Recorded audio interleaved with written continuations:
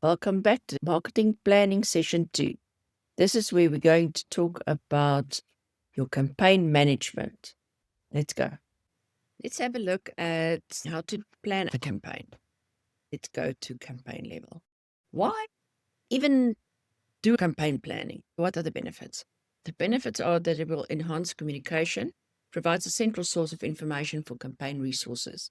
Clear campaign roles. Everybody knows what they must be doing, when, how to assist to get this campaign done. The effective monitoring and control enables accurate measurement of task completion and resource performance. Then the key aspect of planning is campaign scope. It's influenced by digital marketing strategy, the campaign setup budget, what will it cost to get the campaign up and running? So the resources that the campaign manager need to achieve these goals. And then campaign timeline shows the expected time to complete each phase and each task within the phases. Campaign goal setting. You have to know the goal of this campaign. So is it to promote a new product or service, to increase brand awareness, gather customer feedback for content, for generating revenue, for increasing user engagement, or advertising an upcoming event? These are just a couple of examples. What is the campaign boundary? Well, you have to know the goal. Then you have to have a name or the title of the campaign. Everybody knows what you're talking about. You can't just say the latest campaign. No. Know what the goal is, name it accordingly. Campaign scope, it's how big this campaign is.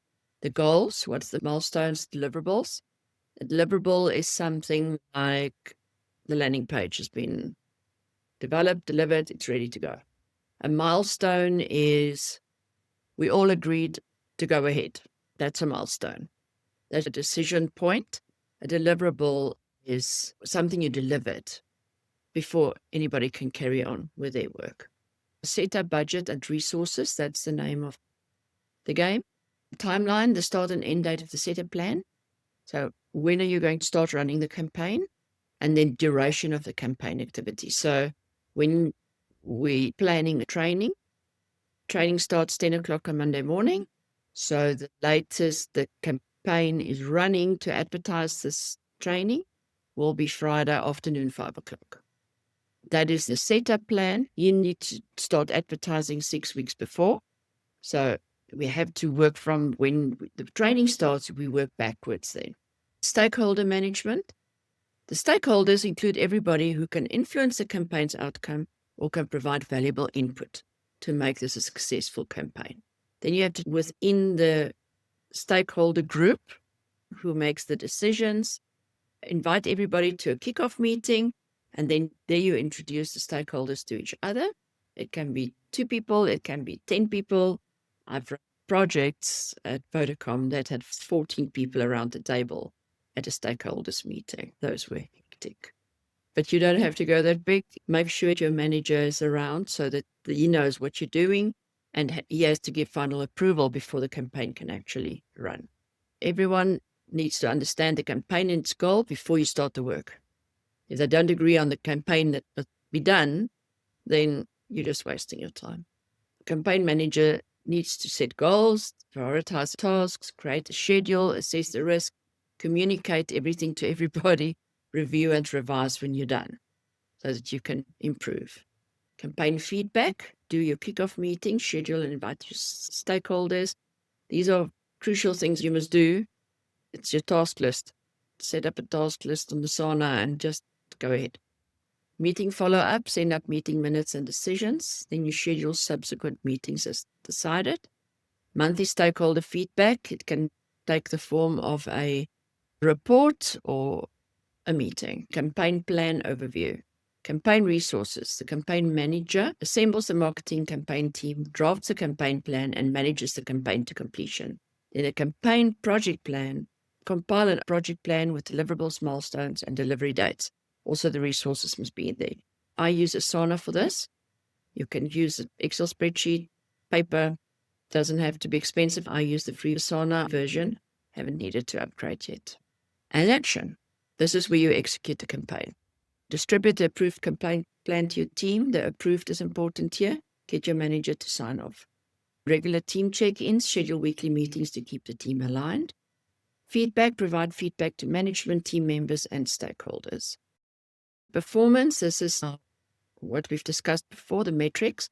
I just wanted to mention the debrief. After the campaign delivery, evaluate the team performance and document areas for improvement for future campaigns. Management tasks when you run a campaign, either on Google Ads or Facebook, is daily monitoring for at least the first week, but definitely the first week I go in more than once a day. Keyword optimization, that's just over and over again. And then click-through rate, we have to see a click-through rate, landing page alignment, the keywords must talk to the ad, must talk to the landing page, must talk to the full level in test, what works and what doesn't work. I create management reports. I will show you the management reports for some of our clients, decide which metrics make sense to the client to look at. We measure our cost per click, look at your bounce rate, impressions, ROI. If you get a high bounce rate, it means that people don't immediately recognize what you see on your ad when they land on your page. They think they've landed on the wrong page. That has to talk to each other. Keywords again. Talk to their pain points. Monthly client reports. Create a report that can generate every month. We give our clients these reports every month. The spend, just how much money they spent over the month. Impressions, just how many people saw the ad. Click-through rate, 6.39% is pretty good. You get people that say, if you achieve 2%, it's good. I work very hard to get it up there. The clicks is how many people clicked through. So they actually clicked on it and went through to your landing page. Conversion rate, 6%, which is good. Conversions is 22. So 22 people contacted them. Cost per acquisition. It cost them 260 Rand to get one conversion, which looks high, but they are selling a system. Effective campaigns. If you spend the money but you don't get impressions, you have to look at your keywords and how it's set up and what Google thinks your quality score is. If you don't get clicks, then your ads must be tweaked. If you don't get conversion, your landing page must be tweaked.